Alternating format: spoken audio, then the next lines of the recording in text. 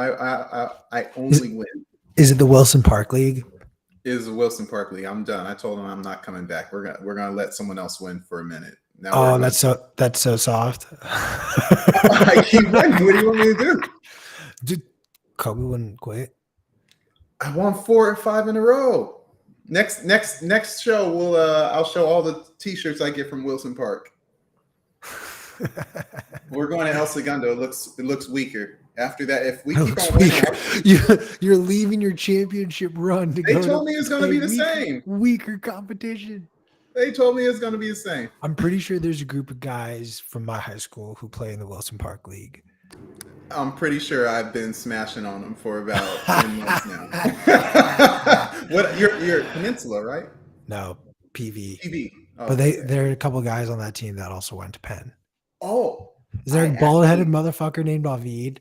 No, I do. They're kind of are they like Middle East, like Lebanese guys? Yes, Middle East, dude, the bald-headed guy who gets super angry all the time. Yeah, we yeah, that's my boy.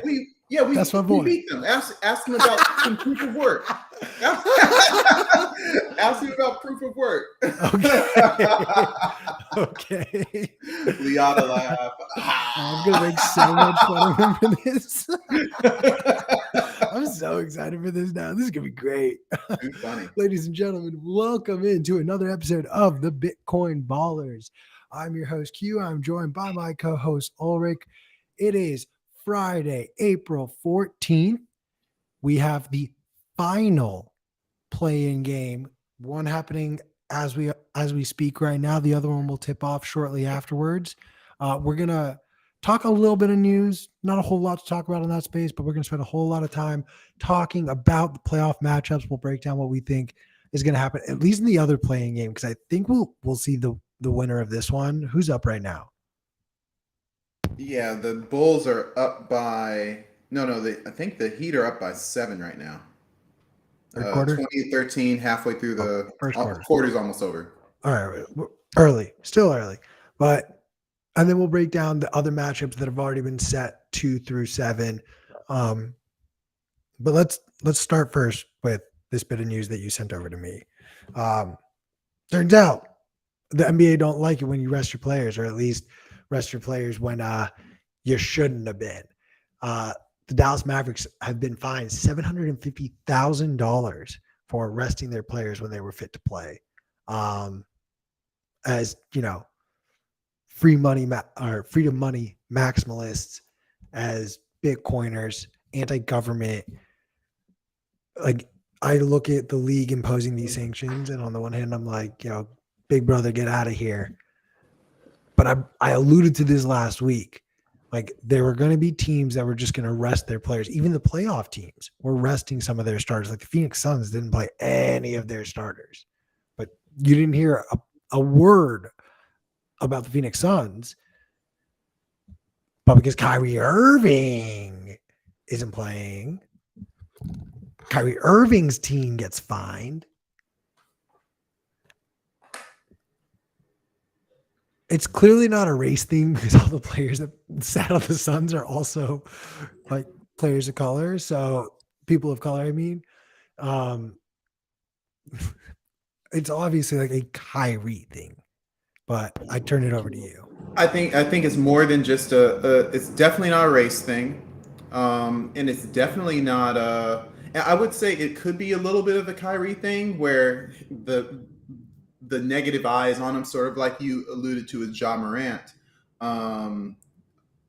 I think it's more of just it's the people versus the elite. And again, every basketball player is elite compared to the average Joes that sit here and are walking around outside.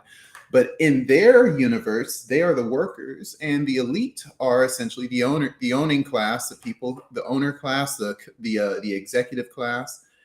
And they are trying to, in my opinion, the elite of the NBA are trying to come up with a rationale to elicit or to extract the most labor out of the players as they possibly can, and come up with any sort of fringe excuse, ambiguous excuse that they can think of. I understand you say that you can see it from their side, But I would say that for every player that sits down, what you have is an opportunity for another professional athlete in their prime to show what they can do. We don't get that type of kickback in football. We don't get that type of kickback in baseball. We have guys going on 15-day disabled lists just because they have an achy calf. But for some reason, basketball, and it could be because of marketing, the basketball player is more personal than any other player. They don't wear a hat, they don't wear a helmet. But at the same time, if a player chooses, hey, and a team engage in a social contract, say, we're willing to pay you $800,000 a game just to sit there and be in reserve for when we actually really want you. Who is Adam Silver to say yay or nay? You say it costs them money. You say it costs the league money. All I've seen is salary caps go up. So where is the penalty? Where it's like, oh my gosh, if I don't play, I'm going to impact the salary cap. I don't see it. What about attendance? Has attendance consistently Attendance is gone up? record. They released an article last week saying attendance has been of record numbers, record attendance, record revenue from ticket sales. You could say that's obviously the bad economy isn't affecting people wanting to go to games. So in my opinion, there's definitely what's the largest stadium capacity? Like 40? Not even like 20? I don't think they get that high in pros. That I think they may get to 22,000. That's a quick Google search, but like most of 21,000, just under 21,000. United Center, Chicago. That's the largest. That's the largest NBA. And I feel like the smallest maybe only 19. I feel like they have a set. They just have like this is what a basketball stadium. Every single city has 20,000 well-off families. Yeah, it's 19 to 21,000. Doesn't so it's like every season in history they said that they beat that. So when we're talking about where is the detriment, and I look at all these players, LeBron was ineligible for All NBA, Kevin Durant ineligible, Devin Booker ineligible. Where is the kickback? Where is the negative feedback from all these players sitting out? I think it's a scam, and they're not telling us. Wait, what's a scam? I think that's NBA. I think the NBA is trying to scam these players into forcing them to play more than they feel that is necessary to play. And someone is getting the narrative doesn't make sense. All the reasons they're not losing money. They're not impacting the teams. The teams are okay with it. So where is what was the rationale? Having failed our fans. Where do we hear that before? When we talk about wars for the sake of democracy, World War I, World War II, when we have this ambiguous feeling that we go out and go spend money or risk lives or whatever, or force people to do something they don't want to do for a movement, for something that you can't stick a fork in. That's when the elite start playing their games. I will always just fall on the sword of Kobe played every game he could, plain and simple. Like, and he wanted to.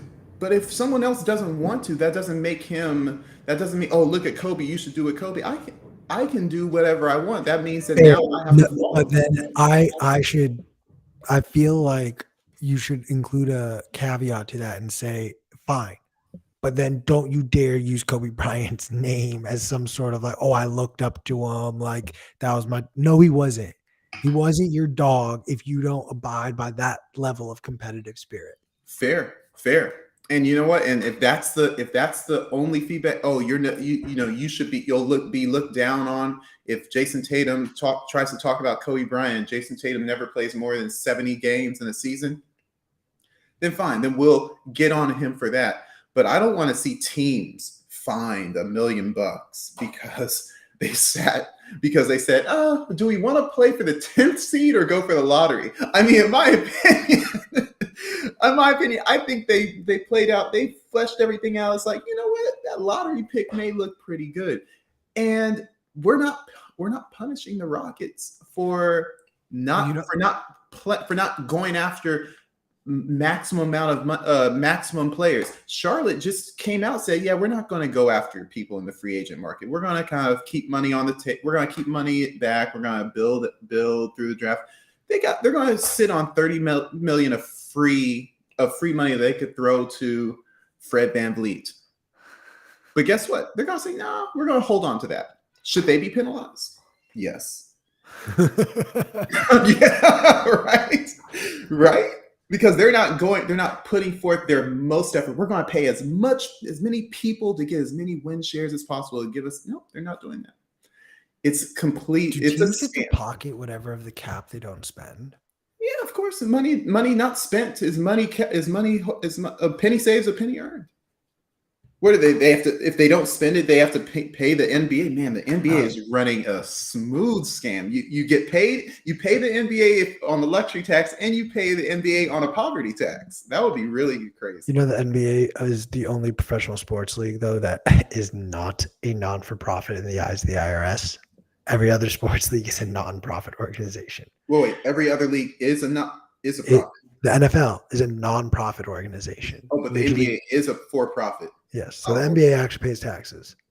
So That's I'll good. give them that much. They should. It's kind of weird. Yeah. Wow, the NFL is not for profit. NCAA, don't even get me started. Oh my That's gosh. the longest con in the sports industry. No. But we're spending too much time on this. Yeah.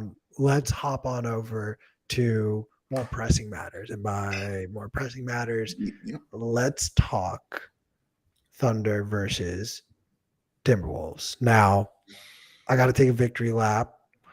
My Lakers coming back from 15 down, getting the job done. Excelente. It was hard to watch. That was such an annoying foul call. It was a foul. It was a foul. So you're annoyed at Anthony Davis. Yeah. Like AD, like under control, bro. Under control. He even owned it too.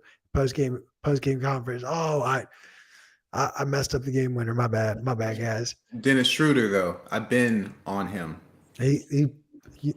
Every game. Listen, the intensity was there for a playoff game. Yes, that boy has not proven me in a series. He played well against the Warriors in that playing game too, and then he was nowhere to be found against the Phoenix Suns.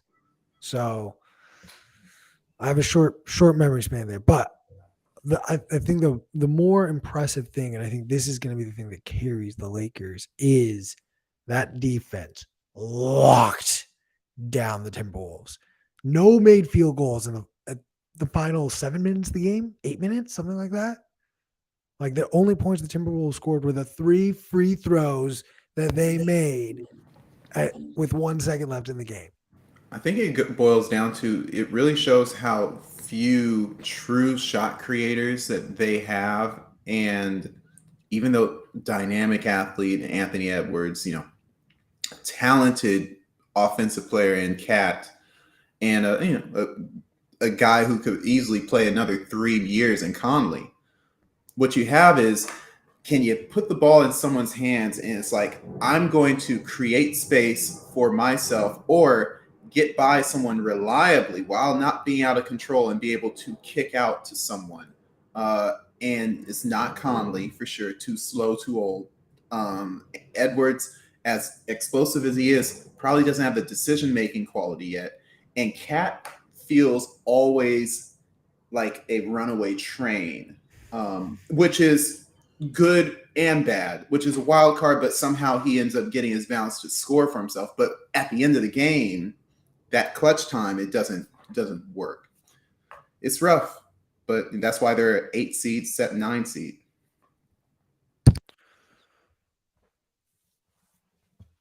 Like Anthony Edwards also had a god awful game. Again, credit though, I think should be owed to the Lakers defense that was just, clamping down. Honestly, the worst player on defense that game was LeBron James. Full stop. Like LeBron had some turnovers too, and he was blaming other people. I was going on to my Here, buddy. I was like, because we were talking about like which matchup, like who do we match up better, Nuggets or Grizzlies? And I was going on. I was like, I think we're better off playing the Nuggets in the first round. And when LeBron was playing that way, I was kind of like, see, even LeBron thinks so. Look at the way he's playing. he wanted to But face the Nuggets. That's funny. but to your point with the Timberwolves, they don't really have that shot creator, that guy who's gonna create space and just create points when things get tough.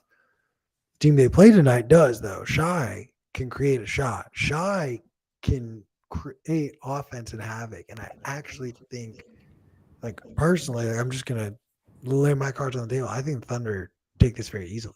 Well, I think they can cover the spread for sure with 5.5 underdog. I do think that not only Shy but Giddy is Mhm. also the type that can create for other people. He dribbles with his head up, so he's not a walking triple double, but he's always has that potential for a triple double. I think he's 6'7".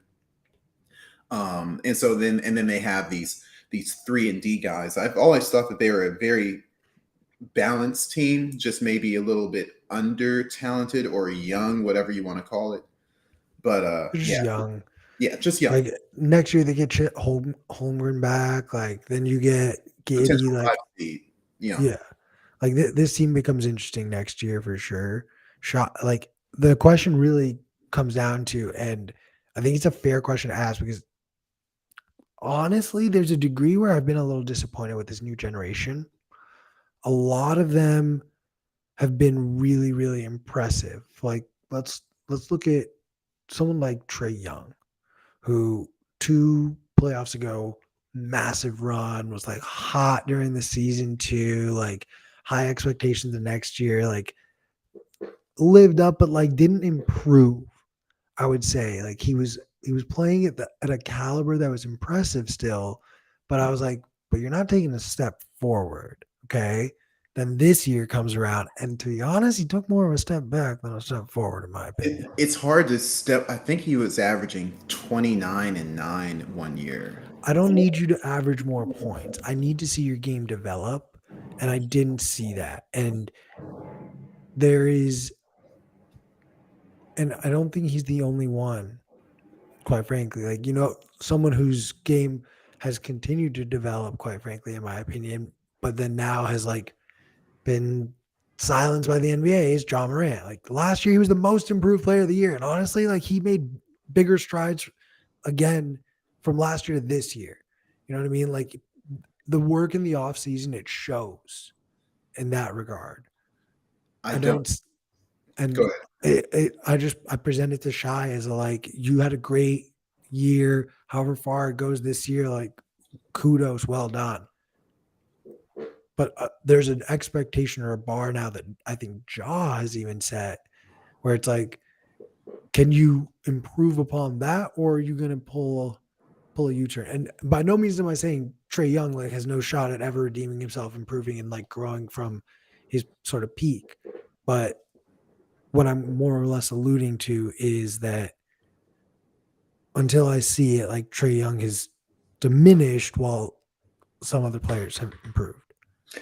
In my opinion, there's this is why basketball just really doesn't work well for the guys who are 6'2" and under. Um, he's Trey Young literally played as good as a. Mr. Go ahead, go ahead and trash I was on me. just going to say Steph Curry.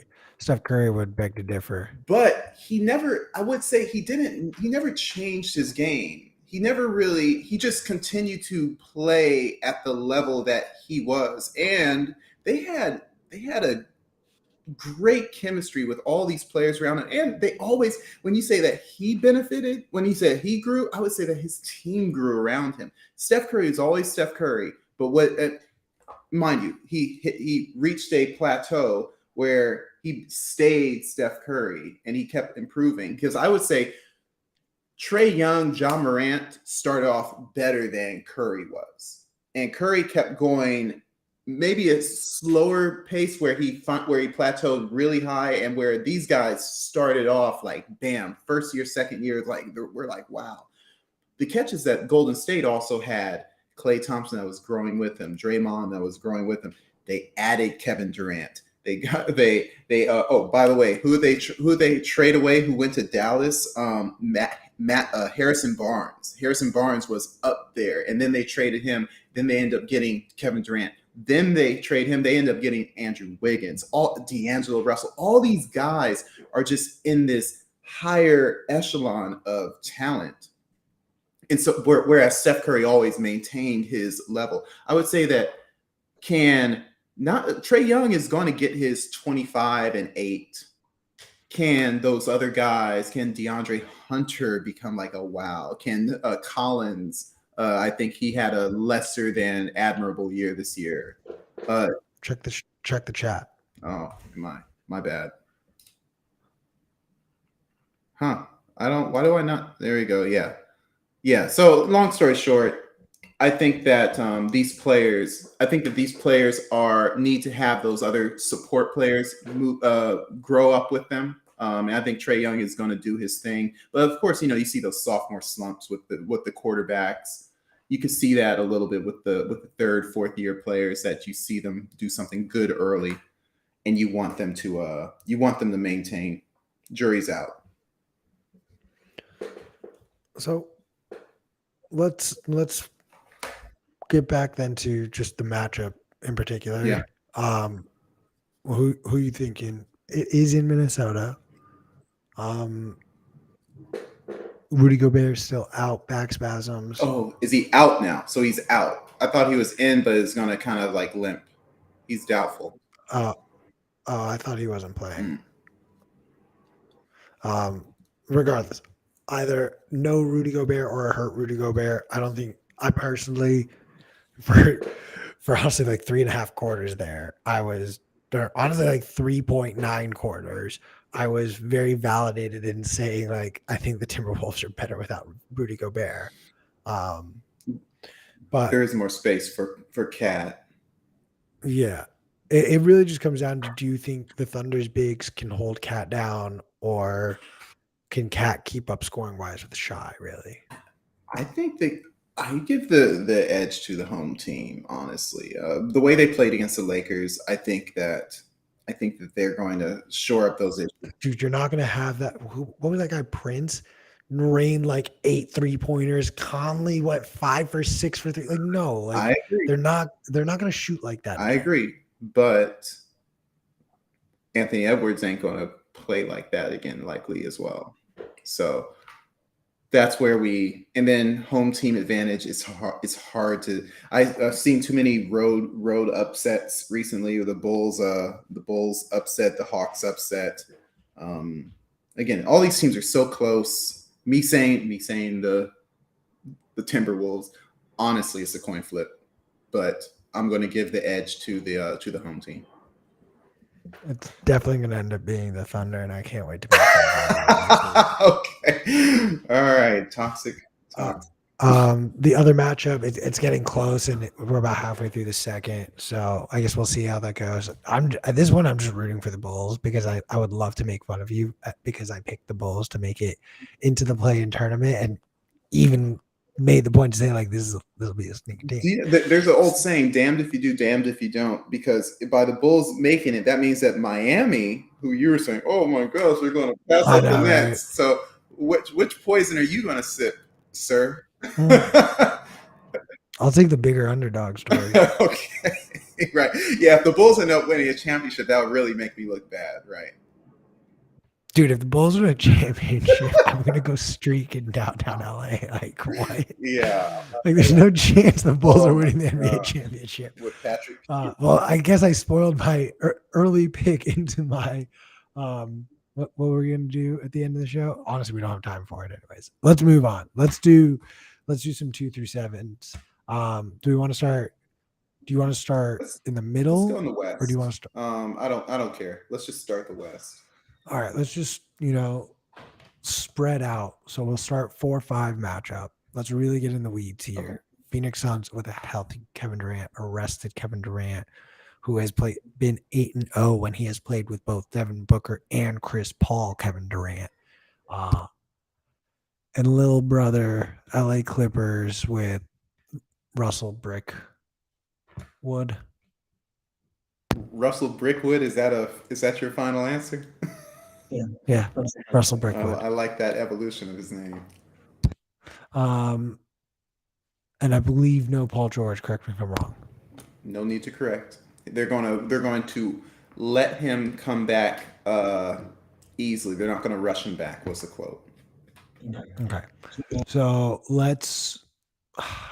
I know I was gonna say like let's give detailed answers, and I want to play both sides of this. So let's start on the easier side. The Suns, like, what's it gonna take for them to win? I think they literally just have to play basketball. I think like, this could be a sweep if the Suns just put their mind to it.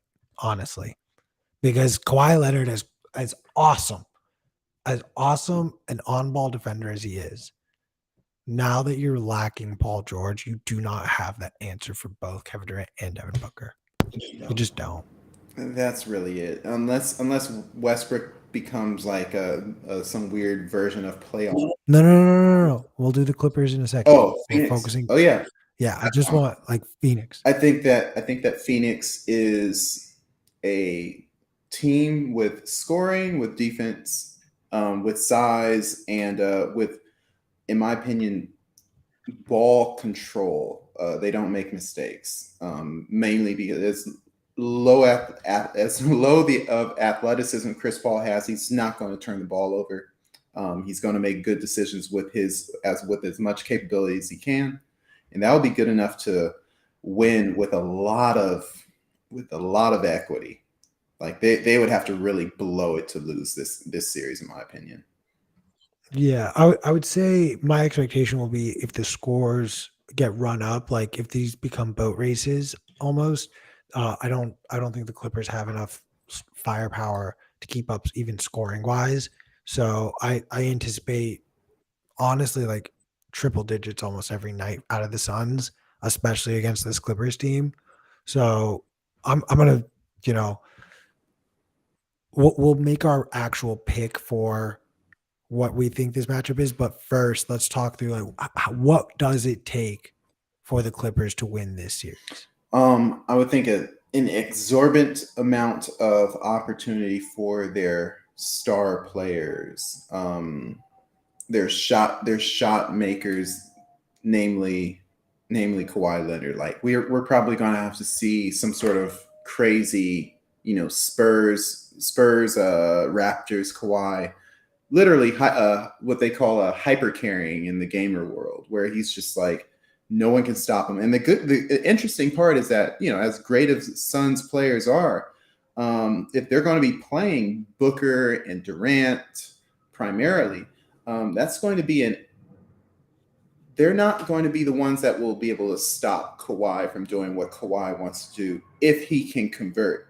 Kawhi's game is inefficient. He's not making 6 threes a game. He's a mid-range player. So if he's missing those mid-range shots, it's going to be a bad situation for the Clippers. You have Russell Westbrook, Russell Westbrook, he had about 4 or 5 threes in a couple games in the regular season. One was against the Lakers, maybe.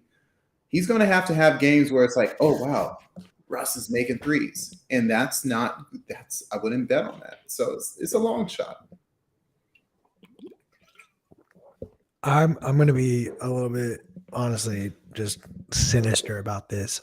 Best chance the Clippers have of winning this series is an injury to the Phoenix Suns.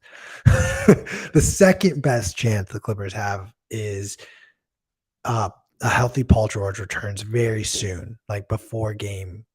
Like he has to be there by game 3 at the latest. Honestly, if he's not back by next game, like you might be in too big a hole because he's got to also get like reacclimated to basketball, NBA basketball, playoff basketball, all at the same time. What was his injury? How long has he been gone? Oh. A knee, some sort of knee issue. I forgot. I guess. Anyways, here's the catch with Paul George is that they will, if they're down 3-0, they're not going to rush him back. If they are down 3-2, if they can get to game 6, they will bring him back. So they're not, they're not going to put undue pressure. If they're going to, this is essentially a 5-game series in my opinion. So they're going to see how fast can the Phoenix Suns get to 3 games, and based on that, that will determine. They're basically going to treat George as like an 8th inning pitcher. Fair. Okay. Fair. Like those 2 scenarios are, I think, their best bet. But as far as like keeping the series competitive, in the inverse, honestly, of if these are boat races, it's going to go the Phoenix Suns' ways. Like if they can lock down defensively, make it difficult for the Phoenix Suns to score points, keep the score low, they will be able to, I think, let Kawhi go off, and Kawhi going off could be enough to actually get a win. Disrupting just the flow of their offense as well, causing turnovers, just a poor shooting night, whatever it may be. But that's really, I think, the Clippers' best bet. I honestly showed my cards before, but my pick is going to be Phoenix in 4.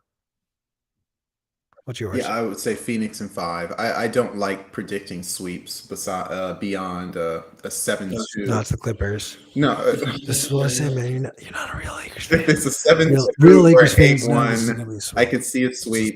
Not this year, but yeah, I don't. If I'm in Vegas, I'm predicting games. Yeah, I'm never betting a sweep on a 4-5. Fair.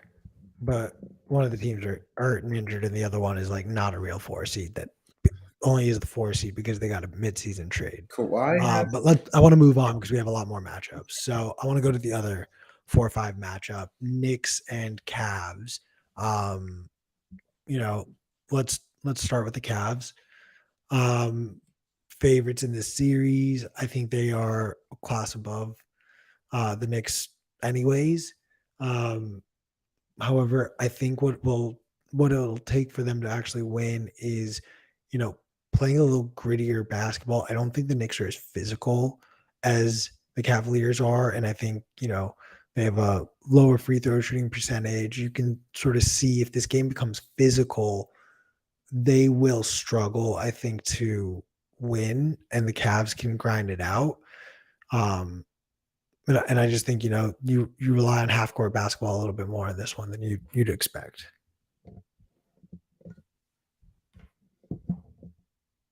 You're muted. The Knicks and the Cavs.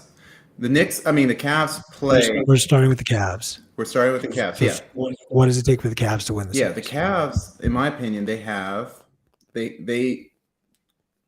do a good job of controlling the pace, and of course, it has to do with the fact that they don't turn the ball over too much. They have 2 bigs that are wing defenders, and so they limit the other team's options in terms of transition points. The bigs not only are wing defenders, but they run as well. I don't see the Knicks, Julius Randle, as someone who can outpace the bigs. I understand some of my friends would say, "Oh, watch when Julius Randle comes back." Blah blah blah. Jalen Brunson is going to outplay Donovan Mitchell. I just don't see it. Brunson is great. Brunson's solid. 24 points. I think he's probably around 7 to 8 assists. Randle is, in my opinion, is a second-team All-NBA. But what you have is a more complete team. You have the best player on the floor, in my opinion, which is Donovan Mitchell. And you have a supporting cast, a bunch of guys that can create their own shot. Garland, Mitchell, and Karis LeVert all can create their own. And when they create their own and they create a mismatch driving, those are instant lobs in this modern day NBA. So I just think that it's almost like a cookie cutter win over the Knicks. I feel like the Knicks. Okay, well, that's the Cavs. I think that this is another example where if the Cavs just do what they've been doing, in my opinion, they outpace the Knicks. Who do you think is the best player? Agreed, Donovan Mitchell. Best guard, obviously, then Donovan Mitchell. Who's the best big man in this series? Do you give it to Julius Randle, or do you think it's one of the Cavs guys? No, Julius Randle is just Julius Randle is a point forward, but I wouldn't say point guard because he's not the passing type.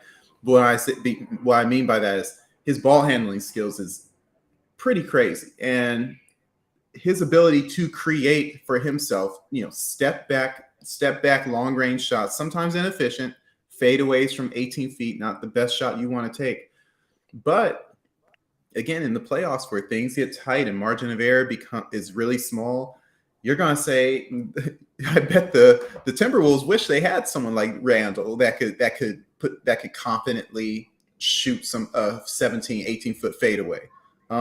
These are the types of things that the Knicks will have to do, to attempt and convert, whether it's Randall or Brunson. But yeah, Randall's the best big, and he's going to show it. I think he's done with his inconsistent times of the past. His game, as weird as it is, as crazy as it is, not taking these ill-advised shots. He's been working on them, and it's refined. And at the same time, he's aggressive to the rim, and he sometimes looks like LeBron James driving to the rim.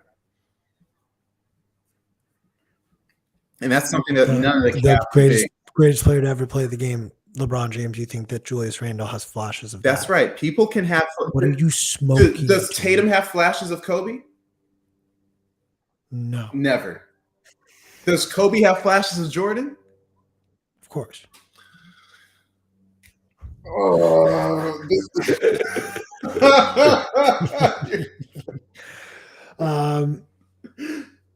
All right. Let's flip over though to the Knicks as we're talking about Julius Randle a little bit. Do you want to, I think, close out your point as to how the Knicks win this series? I think by relying on big shots by their big players, Brunson and I forget I don't have the Knicks up on my screen, so I don't know their injury report. Just assuming Brunson is healthy, which in my opinion, in order for them to win, Brunson has to be there. You're going to have to get big shots from your big players. So these guys, when you think about a team long, known for their defense as the Cavs, you're going to have to find ways to make shots that you would say, wow, I can't believe he made that. And the Knicks have players that are readily made to do that. I think Dallas was missing, at least from the chemistry perspective, the shot creation that Brunson did for the Mavericks. Kyrie is still in a learning phase with how to play with his new team, so they're probably blaming him ill-advisedly, of course. But Brunson creates shots for himself and others. Randall is going to create shots for himself and likely others. And the rest of the guys just have to fall in and not mess up, whether it's Sims, getting rebounds, blocking shots, getting lobs, Barrett being efficient. These are the kind of things that the Knicks have to do. And there's very little room for error because I just think that the Cavs are too on that consistent side. So yeah, they're going to have to play above and beyond. I think the Knicks have a higher ceiling, but that ceiling they could probably reach 10% of the time, whereas the Cavs may have a lower ceiling but more reliable, and they're going to be the Cavs that you would know 80 to 90% of the time. Yeah, I mean, I actually think and I'm not trying to be hyperbolic. Knicks, again, best shot at winning this series. I think it's just going to be an injury to the Cavs. Quite frankly, I think they're going to be outmatched. It's going to take, I think, more mistakes from the Cavs and however the Knicks figure to do that. Now, one thing that could be very interesting and something that I'm going to keep an eye on is Madison Square Garden is unlike any arena in professional basketball. Few stadiums, I think, have that atmosphere, and to play there can sometimes be daunting for some players. And this Cavs team is very young. Like, I expect Donovan Mitchell and Darius Garland and even Jared Allen to be fine. I'm going to be very interested to see how Evan Mobley plays and reacts in those games and how overall this team does. We've seen plenty of teams struggle in the playoffs when it comes to going on the road. Best example I can point to was the Boston Celtics. In the year they won the championship with Kevin Garnett and Paul Pierce, every single home game was won by either team. They had the first 2 rounds, they went to 7 games, all this crazy bananas. It would not surprise me in the slightest if this was a series that literally went 7 games and saw every home team win the game. That is within the realm of possibility. I see the years that I've been watching Karis LeVert. He's one of those guys that just ain't scared of nothing. And I think he's one of those guys that maybe as a un, young star that's not ready for the big shine of MSG, like you say, that a proven veteran who's played in multiple different facets with stars, with bums, and he just plays his game regardless. I think that's the kind of guy that you would stick in that situation and shut down an entire stadium, maybe for one game, but that's all you need when you're talking about the dynamic that you're referring to. Or keep your chat box open. I'm gonna make my pick and then I'll let you go. I think this is gonna be Cavs in 6. Yep. Cavs in 6. All right. Let's move now. One position up, one position down. We'll flip back to the West Coast. We're gonna go 3-6. Mike Brown and his former boss Steve Kerr are facing off in this one with the Kings as the Pacific Division champions. I still cannot believe I'm uttering those words with home court advantage. And yet, even with all of these things, the lines came out with the Warriors favored in game 1. There's a lot of disrespect, I think, being thrown the Kings' way, myself included. However, like, this is the defending NBA champions, Golden State Warriors. So this is not like your normal 6 seed by any stretch of the imagination. Wiggins is back, which is great news. We've never really seen, though, this Warriors team be able to go on the road, and the Kings fans have been dying for playoff basketball, and to get it as a home court advantage to boot, which potentially could be multi rounds, but we'll get to that. We'll get to that. We've been starting with the home court team, so the team with home court advantage. So we're going to start there with the Kings as well. You got to turn off your echo cancellation or turn it on in the settings. Look, I think the Kings, this is going to be really interesting because these are two teams that I think score a lot of points. I haven't really seen great defense out of the Warriors this year, and they've historically been great defensive teams when they've won championships. However, this Kings team has struggled on the defensive end as well. To boot, I think the Warriors have also just struggled on the road. These are like Sacramento and San Francisco that's like a less than 2-hour drive. It's I think closer than LA and San Diego. So like this is like you're taking a bus to this game kind of a thing. Like you're probably sleeping in your own bed potentially. Like I personally would. Like if I was Steve Kerr, I'd be telling my players like, yo, let's just get on the bus, like go back home, we'll drive back out for the other game. But I think if the Warriors just play the way they've been playing, I think that's sort of the Kings' best bet. Let these boat races happen, just outscore them, and let the Warriors sort of beat themselves, but keep up scoring wise. That's sort of the Kings' formula, I think, here. Yeah, sorry about the technical difficulties. In my opinion, when I look at the Kings, they are, if not the best road team in the NBA, at least the second best. And so if anyone, they are tied in 3 place with 3 people, the Boston Celtics, Philadelphia 76ers, and the Kings, best road record. So when you face off against the team with the best home record, you may be able to steal one game. And honestly, that's all you take. That's all you need. Because the Sacramento Kings are now the best offensive team in the NBA and the second best road team in the NBA. They're going to win this in 6 games. They got all the horses and Mike Brown that knows all the idiosyncrasies of the Warriors. They're going to play them the way that they need to be played to exploit their weaknesses. And Andrew Wiggins coming back, out of sync with his team, a dramatic reason to be gone. He ain't ready. They're gonna, and we're gonna see it. All right. Flipping to the other side, though, Warriors. I think we almost pretty much just kind of talked about the Warriors. We didn't really talk about the Kings when we talked about the Kings, but I think for the Warriors to win it, they're going to need to show up on the defensive end. We're going to need to see flashes of that championship caliber team that we just frankly haven't seen all season, but we know they're capable of playing at. So we we will see, I think, how the Warriors respond very early. They're going to Sacramento for game one. So I think we'll see the tone set very quickly. But also like props to Mike Brown, NBA Coach of the Year this year. I believe that's his second Coach of the Year award because he won one with Cleveland too.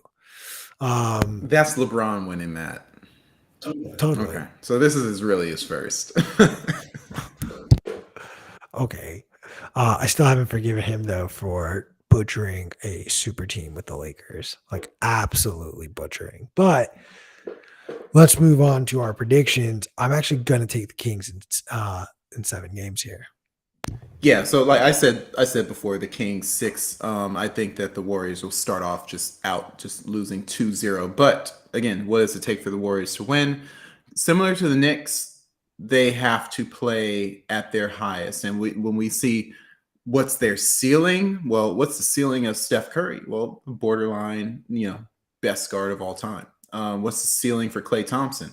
Something where he can score 60 points in 3 quarters. So when you think about, the ceiling for the Warriors, not saying that they have to be at their best to beat the Kings, but the Kings are a complete, young and experienced, but complete team that can win on the road. They're going to have every series for the Warriors is essentially an NBA Finals for them because they just don't have the manpower that they used to. Yeah. So I guess we're both thinking the Kings. I don't think that's actually the consensus. I think most people are thinking the Warriors are gonna Go to show up Vegas. and get this done. Go to Vegas. I'm putting some money in my Bovada. I'm betting on the Kings. I'm sorry, and maybe I'll lose, but I'll be happy losing that bet because I don't.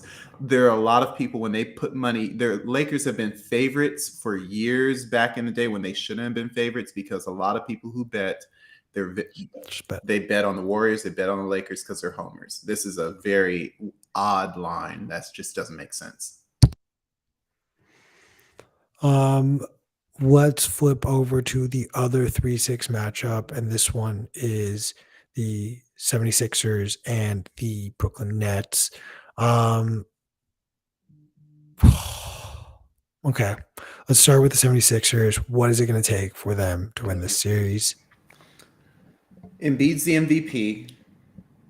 He needs to play like an MVP. Harden needs to play like not playoff Harden. And I like Harden, so I don't like to mock that. But there's all the narrative is always, oh, he came in and didn't really try in the Houston series, or he's just lethargic, etc. He needs to play like regular season James Harden, which is 20-10.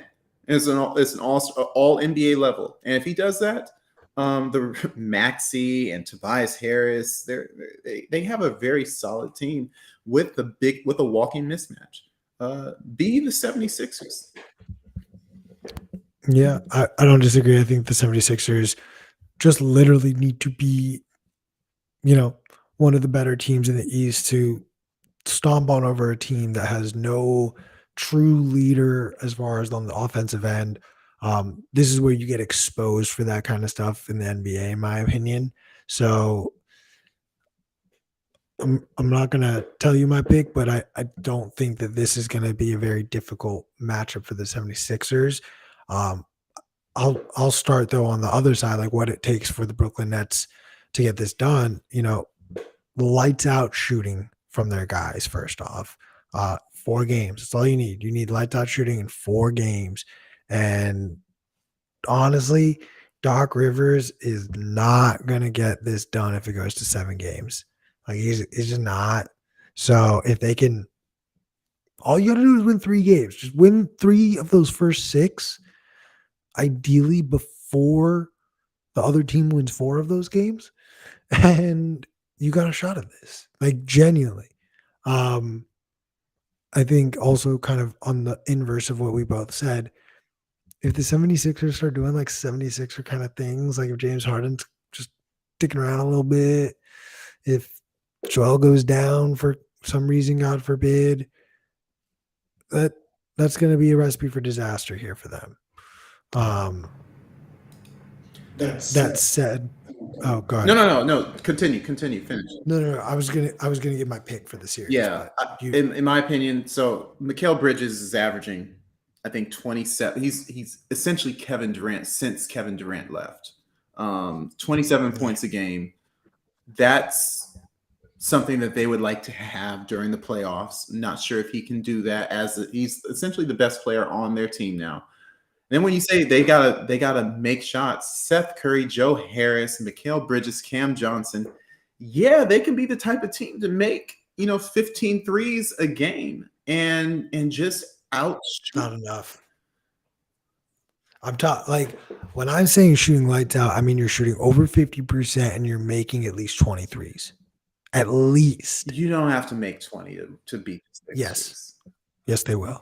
Because who is going to be who's driving to the paint? Who's their big man presence going to post up and score? Who's getting to the foul line to get those shots? Then I agree. Then they need to be able to they need to be efficient at the 3-point line where every 3-point shot is a dangerous possibility that they're going to put up 3 points, and it's not a 2020 Lakers team where they're shooting 25%. But again, Seth Curry, Joe Harris, all-time greats in 3-point shooting with Cam and Bridges that were known to knock down those 3-and-D players. Cam Thomas, wouldn't it be fun to see the guy who made, I think, 4 games over 40 points, but somehow only averaged 10 points a game? Wouldn't it be fun to see him go berserk in a playoff game? He's one of the most inconsistent players I've ever seen, but they have bodies to win. I just don't think that the pieces fit together yet. Again, Mikal Bridges is playing like Kevin Durant, so it's like, will he do that in the playoffs? Probably not. But it's not like they are. I think that they can win. They can squeeze out one game, assuming James Harden is being a professional. But yeah, in my opinion, it's Philly in 5. Fair. I'm honestly going to say Philly in 4 again because I like picking a good little sleep. You're an extremist, man. We have to watch out for you, extremist. Hello, red flag. I mean, you act as though no team has ever swept a team. I'm just not going to bet on it. I like to make money. Amen to that. You're right. I ain't never made money betting except for that's like except for the 2 young guys in The Big Short. Their whole thing was they just bet on the least likely thing to happen, and that they got rich. Super toxic. Anyways, let's go over now to back to the West for the final matchup we're going to talk about, 2-7. My Los Angeles Lakers against the Memphis Grizzlies. If you asked me 6 months ago, I would be terrified.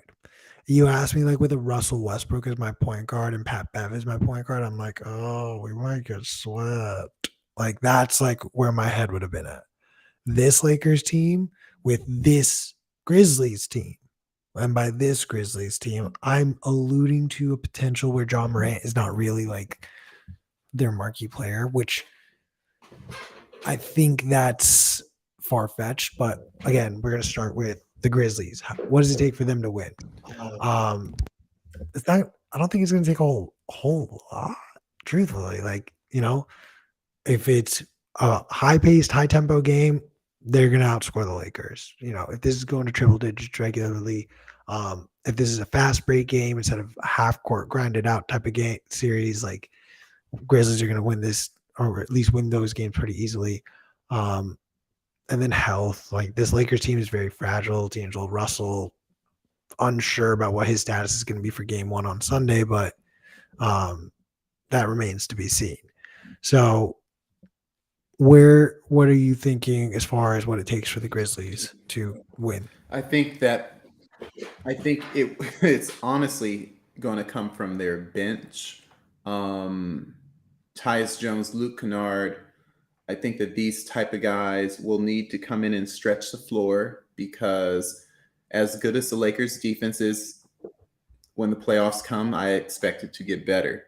And so for that reason, you're going to need the guys who are their best players are Morant, Bain, and Jackson. Brooks plays a lot. Morant's not a shooter. Brooks isn't a shooter. So when you talk about and Jackson can make threes, I don't know his percentage, but and Bain can make threes, but they're going to need to if their guys are the ones that need to get to the mid range and shoot, they're going to meet Anthony Davis, and we saw what happened. Ulric, one of these days, Ulric, I'm gonna get you. All right, I get to talk about the Lakers uninterrupted, so you get to listen to me. Look, what does it take for the Lakers to win this series? They they got they got to play half court basketball. They're not going to win a foot race against this team. This is a young, hungry team. Braun's been talking shit on them. Dylan Brooks is the most obnoxious version of Draymond Green since Draymond Green. Like, you are going to need to slow the tempo of this game down. You are going to need to take the athleticism and youthfulness away from a very young and athletic team. Um, and I'm telling you right now, LeBron James plays the way he played against the Minnesota Timberwolves, I'm going to give him an ass whooping as hard as I'm about to give Ulrich for once again leaving me I hanging. think this is restream, bro. This thing is bad. Anyways, I use Restream 4 other nights a week and don't have this problem. I never lag any game I play. So Check that internet connection, PV, bro. You know them hills, bro. bro, go watch the tape. I was uninterrupted. You're the master. Whole You're the master. Anyways, my point was to shorten it. Keep the 3 point. The role players need to hit threes. Kennard, Tyus Jones, because ain't no one dunking on AD. So Ja Morant, and what's his name?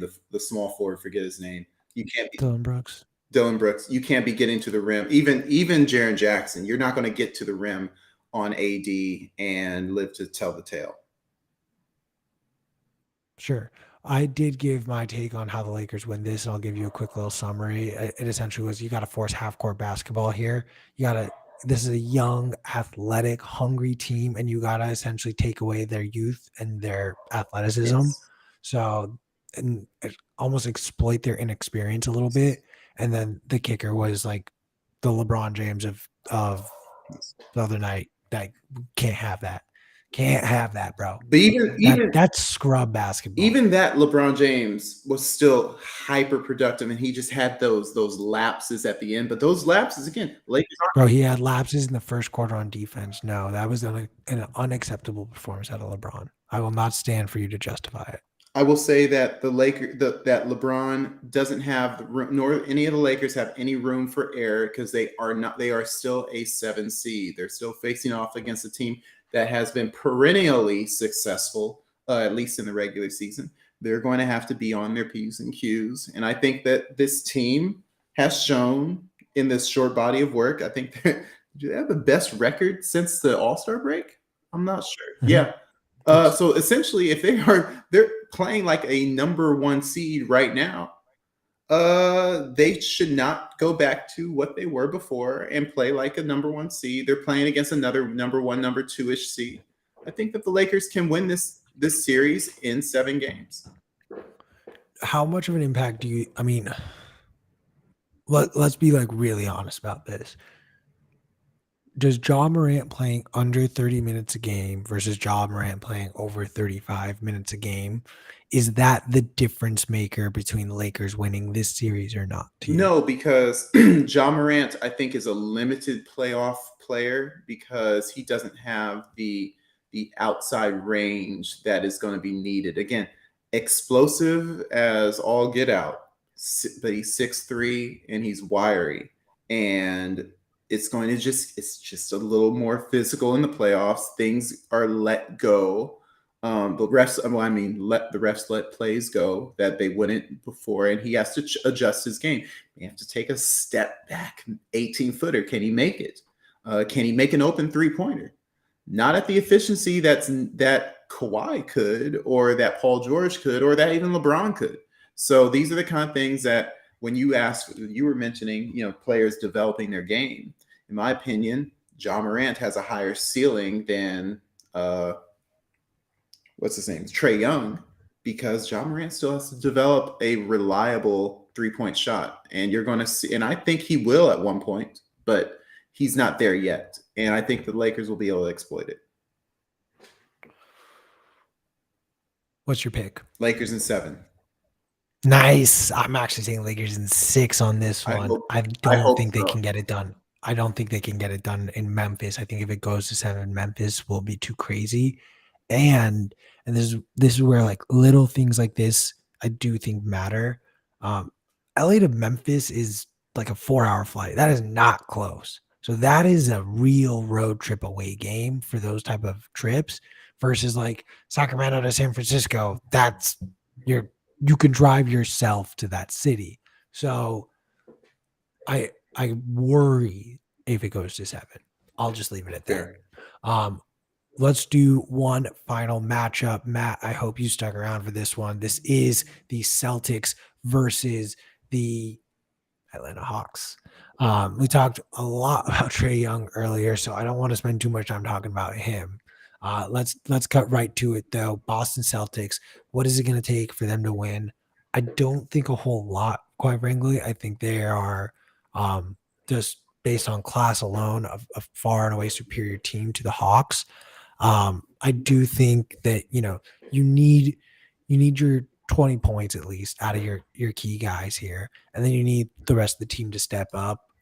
I don't anticipate an issue for Jason Tatum to necessarily go off for more, and I frankly expect him to really establish his presence. I think if he wants to elevate himself and his reputation, like this is a man who took his team to the NBA finals last year, but is nowhere in the realm of the conversation for an MVP award this year. And I think like there are examples from the past. The best example in my head is Dirk Nowitzki in 2006, losing to Miami Heat. The following year comes back hungry. Number 1 seed Mavs. They do lose to the Golden State Warriors that were at 8 seed that season. However, Dirk followed up that losing the finals with an MVP. So I'm not necessarily saying like I wanted that from Jason Tatum, but I do think, make a statement.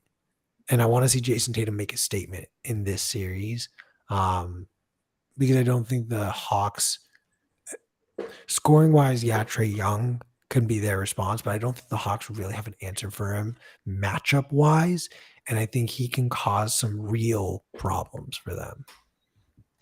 Jason Tatum, not in the conversation for MVP is no fault to him. He's averaging 30 and 9 as a 6'8" guard, and then adding five assists to it, 4.5 assists, and then I think he has enough defensive ratings or defensive win shares to put him in an all defensive category. The dude is playing at an MVP level. It's just that other players there's just so much volume of stat production from rivals. The Celtics are such a deep team, and they got guys that will match up forever for anything that almost any team can throw at them. Whether it's big, they can run big, they can run small. I think that the Celtics, there's not much to say what do the Celtics need to do to win. They just need to continue to do what they're doing and not let I would caution this based on the things that you have alluded to in the past with Jaylen Brown being on the verge of free agency, maybe not exactly happy where he is. If they let that kind of emotion impact them too prematurely, that could be a killer for them in any series, including the first round. And so I'd want to see how good Jaylen Brown is playing with his team. If there's no hint of that stuff, then it's like, okay, it looks like they're probably going to at least the conference finals. But if there's a hint of it, ooh, man, maybe a first round upset. We'll see. Maybe a second round upset. All right, let's then talk on the Hawks. What is it going to take for them to win this series? Crazy thing about the Hawks is that I look at their team and I just love it. I love Saddiq Bey and Bogdan off the bench. I love the twin point guards of Deontay Murray and Trae Young. I think that they are very, very solid team. I'm not saying that they have enough reps to beat the Celtics, but again, when we talk about the peak, the example of what does it take for certain teams to beat other teams. Trae Young's peak. What happens if Trae Young plays like Trae Young 2 years ago? Oh my goodness, and then he has an older. Then he has Murray with him, and then he has Saddiq Bey with him, and it's like, and Saddiq Bey is a baller, and DeAndre Hunter, both of them averaging double figures and play really good wing defense. And then you have Clint Capella catching the lobs when Trae is splitting the defense. This is the type of team that can just put up numbers real fast and upset someone. And so I was talking to my buddy, my former teammate, and he was, he's not the type to make brash statements, but he said, "Hey, look at this team. They're not scrubs. They may have had issues with the coach. Maybe McMillan didn't flesh well with Trae Young, and that happens. Just like the Lakers had issues with Westbrook, and now the Lakers are a number one team. The Hawks came back after a new coach, and they squeaked into the playoffs. You could see potential upset here. I'm not saying that that's going to happen, but because of me seeing a potential upset, I can see the Hawks losing to the Celtics in 7 games. Okay. I would probably go, so first on what does it take for the Hawks to win this series? I think it's going to take a lot of help, quite frankly. And by help, I mean, like, it's not, Trae Young is not going to be able to do this on his own. You got Marcus Smart on the other side of the ball. I actually don't think like Trae Young is going to eat what he eats, but I think it's going to really come down to, does his supporting cast play at a caliber of basketball that they played at in the playoffs 2 years ago? Because it was like, yeah, Trae Young was going off, but he wasn't scoring 100 points a night. He was scoring 30, 40 points a night, and the rest of his team was filling in the holes that needed to be. And I think that is how the Hawks are going to win this series. You need to have everyone else show up. It will be really, really tough for the Celtics to deal with if Murray is going off in the same way that Trae Young is going off. And now Brown and Smart are getting worked on the defensive end, and Brown doesn't have enough energy on the offensive end. So they've really got to force funnel it through Tatum. And then all of a sudden Tatum starts taking a beating because, hey, the Hawks big men get to rest a little bit because, hey, their guards are going off on offense. So like these type of scenarios where the rest of the team elevate, like all it takes is one other player and then everyone else filling in the right roles, and that could be the thorn that the Hawks can be. Absolutely. The Hawks. That said, it's Celtics in 5. And I don't want to. And I understand. I wouldn't be surprised if that happens, but understand that that Hawks team that made that run, they didn't have Murray, and so it's like they have this opportunity. They had Herter instead. I take Murray over Herter 4 times out of 5. I'm not saying Herter is a scrub. I think you got to reconsider that, given the fact that Herter now and the Kings are the 3 seed. If you think that Herter is the reason the Kings are a 3 seed, I think it's every piece of that. Every piece. That's right. That is like the puzzle. But the point I'm trying to make is like that was also the Hawks 2 years ago. They were a puzzle that just fit really well, and everyone knew their role. And I'm saying that I think the Hawks have failed not because of that they're not figuring out their role, but because the coach couldn't. And I like Nate McMillan, but I'm saying that these players now older, smarter, and more athletic. I'm saying that the Hawks are better players. Each individual is better, and maybe it's what's his name from Utah? I forget his name, the coach. But I think that that may be the key, and maybe it's still too late. But this is a type of team that will should improve next year with if this is the right coach that they need. Deontay Murray, I'm sorry, he's 25-6, shooting 46% from the field.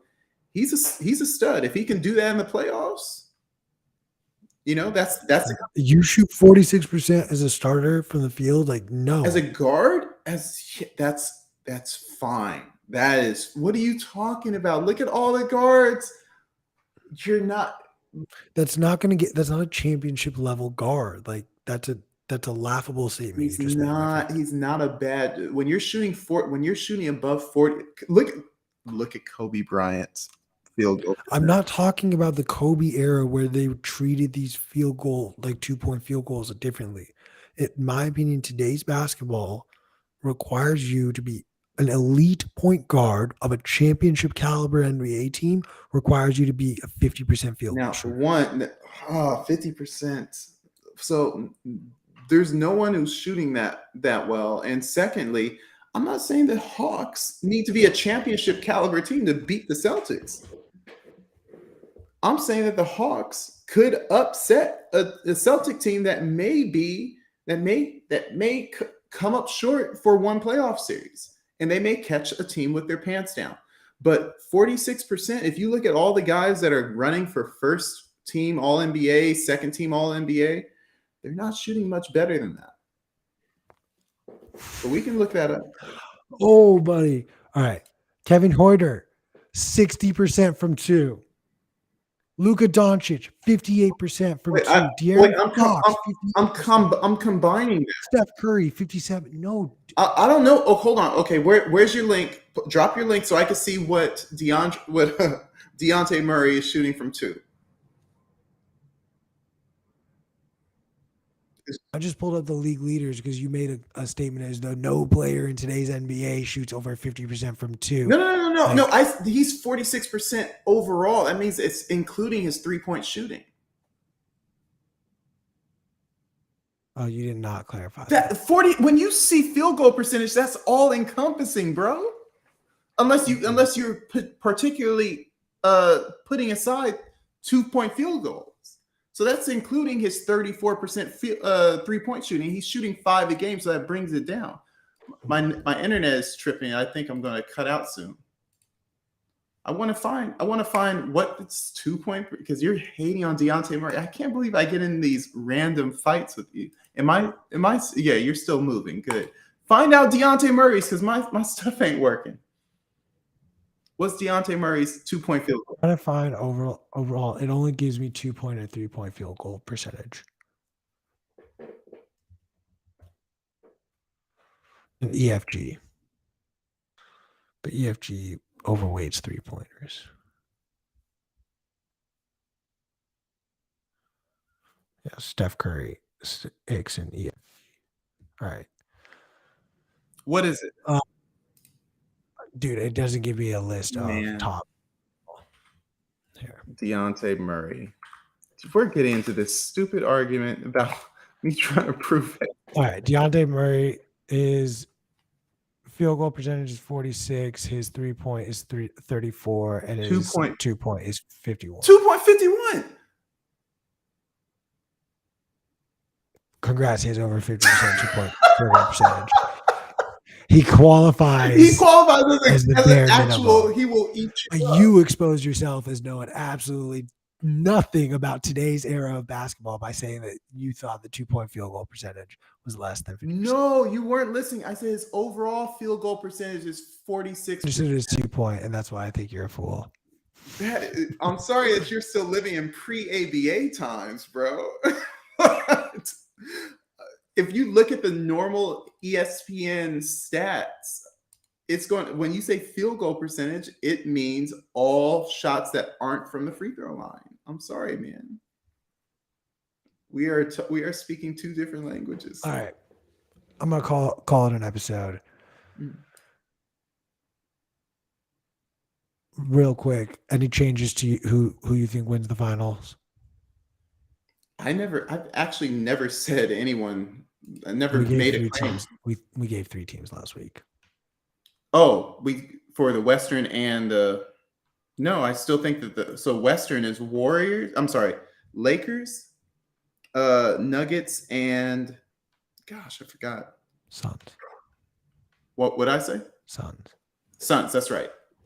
No, they're still the same. And in the East, I still think that it's just in order of operations, with the exception of the Cavs. I think it's the Bucks, Celtics, and Cavs as the top 3. I don't think we categorize the East yet. Alrighty. It has been another episode of the Bitcoin Ballers podcast. And that's a wrap. Oh, what's the score real quick? Tie game. My game, third quarter. Alrighty. Well, we'll see who wins that.